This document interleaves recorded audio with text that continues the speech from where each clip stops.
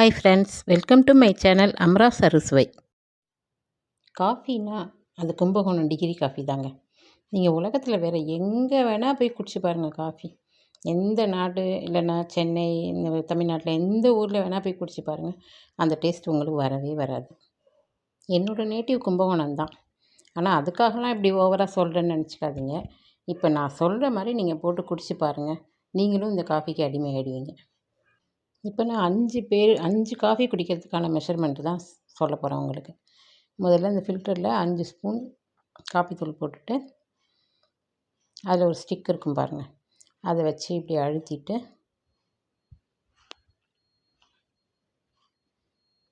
நல்லா கொதிக்க வச்ச தண்ணியை ஃபுல்லாக ஊற்றிட்டு மூடிடணும். அது ஒரு 15 மினிட்ஸில் இறங்கும். ரொம்ப சொட்டு சொட்டாக தான் இறங்கும். அது வரைக்கும் நம்ம வெயிட் பண்ணணும்.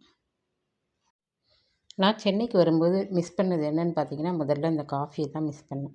இங்கே வந்து ஆவின் பாலில், இன்ஸ்டன்ட் காஃபியில் போட்டு குடித்து அந்த பழைய டேஸ்ட்டே வராமல், நானும் என்னென்னவோ பிராண்டட்லாம் மாற்றி பார்த்தேன். அப்புறம் ஊரில் போகும்போது வேறு டேஸ்ட் வருமா, அங்கே போய் பார்த்துட்டு அந்த ஃபில்டரை வாங்கிட்டு வந்து வச்சு அதையும் போட்டு பார்த்தேன். எனக்கு வரவே வரல. கடைசி வரைக்கும் அந்த டேஸ்ட் வரவே வரல.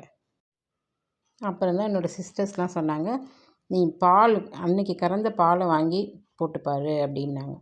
அதுக்கப்புறம் தான் நான் பாலை மாற்றினேன். பசும்பால் வாங்க ஆரம்பிச்சிட்டேன் இப்போ. ஆனால் பசும்பால் இல்லை எருமைப்பால் எது வேணால் குடிக்கலாம். இந்த பாருங்கள், ஃபஸ்ட்டு டிகாஷன் எடுத்தாச்சா. இப்போ திருப்பியும் அதை வச்சு இப்போ மேலே உள்ள அந்த கப்பில் 1/2 கப் மட்டும் தண்ணி ஊற்றணும், ஹாட் வாட்டர். காஃபி குடிக்கிறதுன்றதே ஒரு ரசனைங்க. ஒவ்வொருத்தவங்களுக்கு காஃபி குடிக்கும்போது சுப்ரபாதம் கேட்டுகிட்டே குடிப்பாங்க. சிலர் வந்து இளையராஜா சாங்ஸு இல்லைன்னா அவரோட இன்ஸ்ட்ருமெண்டல் மியூசிக் இது மாதிரி ஏதாவது கேட்டுகிட்டே குடிப்பாங்க.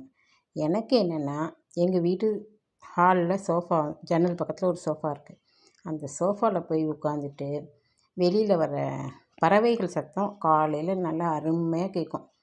அது வேறு சத்தமும் கேட்கும், அந்த காய்கறி இடியாப்பம் இந்த மாதிரி சவுண்ட்ஸ்லாம் கேட்கும். ஆனால் அதையும் மீறி இந்த சவுண்டு ரொம்ப ரம்மியமாக இருக்கும் கேட்குறதுக்கு. அதை கேட்டுகிட்டே குடிப்பேன். இப்போ 2வது டிகாஷன் இறங்கிருச்சு. இப்போ இதை எடுத்துகிட்டு அந்த ஃபஸ்ட்டு டிகாஷன்லேயே இதையும் மிக்ஸ் பண்ணி வச்சுட்டு, இது 5 காஃபி வரைக்கும் போடலாம், இந்த மொத்த டிகாஷன்லேயும் சேர்த்து. இந்த டிகாஷன் போட ஆரம்பிக்கும் போதே நம்ம பாலை ஸ்டவ்வில் வச்சிடணும், சிம்லேயே வச்சு. அது கொஞ்சம் நல்லா கொதித்து கொஞ்சம் பொங்கி வந்து திருப்பி அடங்கி அந்த ஸ்டேஜில் இருக்கணும். அதுக்கப்புறமா காஃபி போடணும். ஒவ்வொருத்தவங்க ஒரு மாதிரி போடுவாங்க, அந்த ரேஷியோ மாறும். ஒருத்தவங்களுக்கு திக்காக இருக்கணும், அதாவது காஃபி கலர் நல்லா ப்ரௌனாக, டிகாஷன் அதிகமாக பால் கம்மியாக ஊற்றுவாங்க. ஒவ்வொருத்தவங்க டிகாஷன் கம்மியாக பால் அதிகமாக, அது மாதிரி சுகரோட ரேஷியோவும் மாறும் ஒவ்வொருத்தவங்களுக்கும். சிலர் வந்து சுகரே போடாமல் குடிப்பாங்க. நான் வந்து 1 ஸ்பூன் போடுவேன், ஒரு 3/4 ஸ்பூன் திருப்பி இன்னொன்று கொஞ்சம் போட்டேன்னா 1 ஸ்பூன் போடுவேன். ஆனால் கொஞ்சம் டார்க்காக இருக்கணும் எனக்கு. இந்த மெத்தடில் டிகாஷன் போட்டு காஃபி குடிச்சு பாருங்கள், வேறு லெவலில் இருக்கும். காஃபி குடிக்கிறதுன்றது ஒரு ரசனைங்க. அதெல்லாம் இதை மாதிரி போட்டு குடித்து பார்த்து அனுபவிச்சா தான் தெரியும். ஓகேவா? நீங்களும் போட்டு குடிச்சு பாருங்கள்.